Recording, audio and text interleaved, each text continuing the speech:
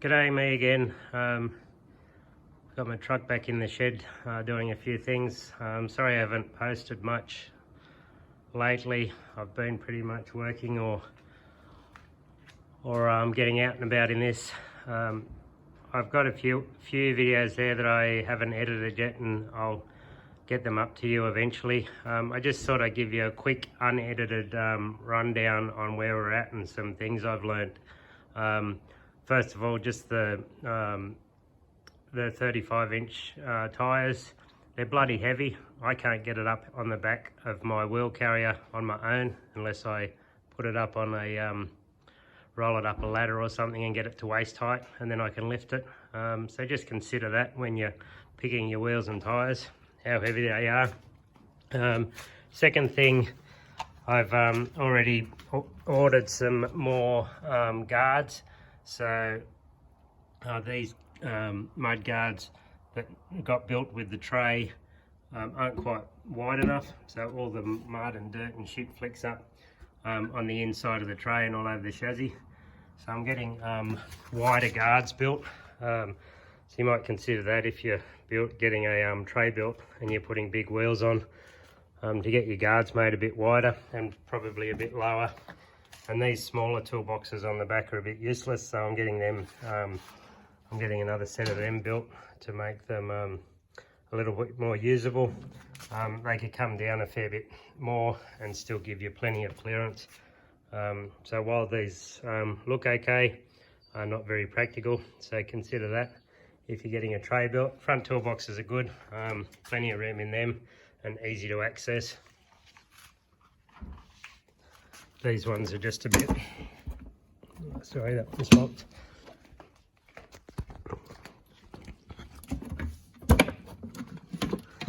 These ones are just, the opening's just a bit too small to be practical. So we're just getting them made a little bigger. In the middle of ripping the dash out at the moment, doing 100 things at once.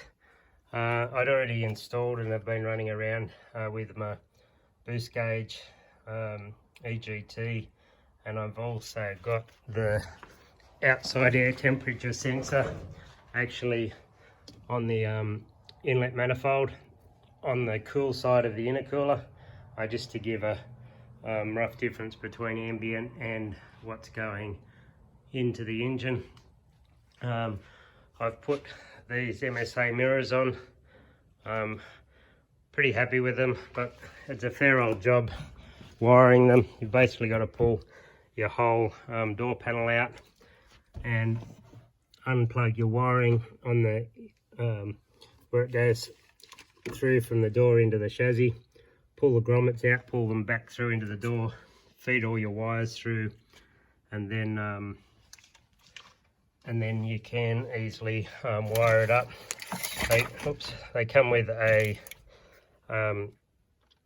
Toyota insert, so you just click your blanking plate out and put the controller in there.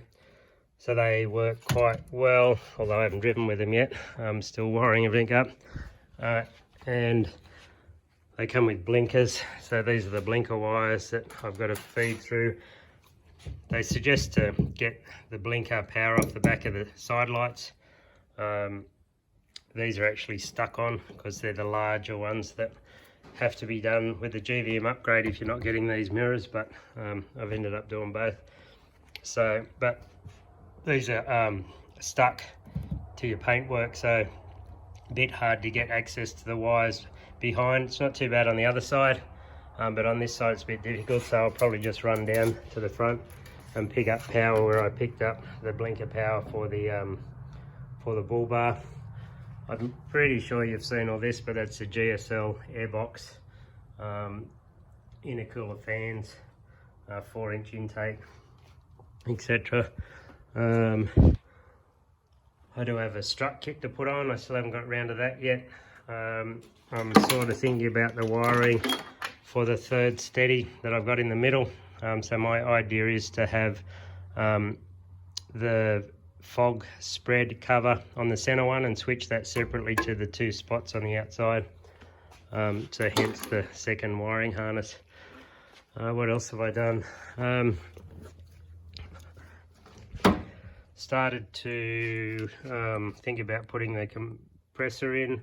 I want it on the passenger side for safety. Some of the ferries and that you come off, you've only got street parking afterwards to inflate your tyres. So it's good to be able to access it on the passenger side and not under the driver's seat. Unfortunately, they've supplied me with the driver's side bracket, so I'm just waiting to get that replaced for the correct bracket on this side. Also installing a reversing camera, so it's a little Polaris, still mucking around where I'm actually going to mount it. Obviously not on that angle, but I've got to run the cable back for that, and then that integrates with the actual radio.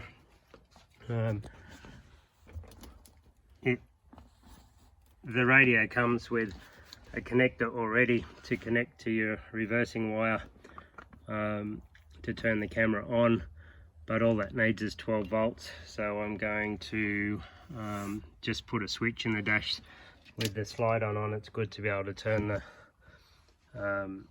the reversing camera on when you're driving forward.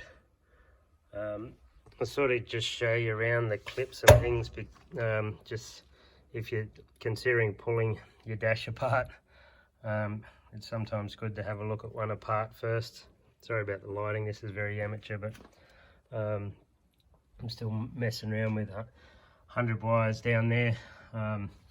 Oh yeah, what I was saying before was I've been running around with the EGT boost gauge, but I didn't have any of the backlighting set up. So if it was in the sun, you could see it. If it wasn't in the sun, you couldn't, and you definitely couldn't see it at night. And I messed around for ages trying to get the dimming set up to work, so I could get the backlight on, but it stayed on permanently or went off completely when you turn your lights on. As it turns out, for a 2021 model 79 series Land Cruiser, and I presume for every other model before that, they don't have the correct dimming circuit to be able to dim the lights on the red arc gauges. So you need this little extra box wired in, which has got little controls on it. So you pick up power off your parking lights, and when it senses parking lights are on, it goes to a preset color and brightness, and then when it senses your parking lights are off, it goes to a daytime preset color and brightness. So I'm just in the process of putting that in. Just a tip, because I was only installing a single gauge, it says in the instructions the purple wire is not required, so I heat shrunk it, folded back into the wiring harness. And as it turns out, if you want to use one of these controllers, you need the purple wire, so I had to go digging around for that wire again. So I suggest if you are installing a red arc gauge and you're only installing one, keep that purple wire accessible in case you want to put one of these dimming boxes in.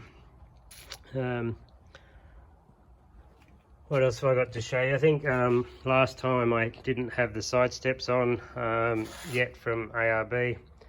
I have just given them a rough spray with peel off paint just to see if I like the black step instead of the silver step. I do like the black step, but the paint's peeling off, as you can see, so I'll eventually get that powder coated.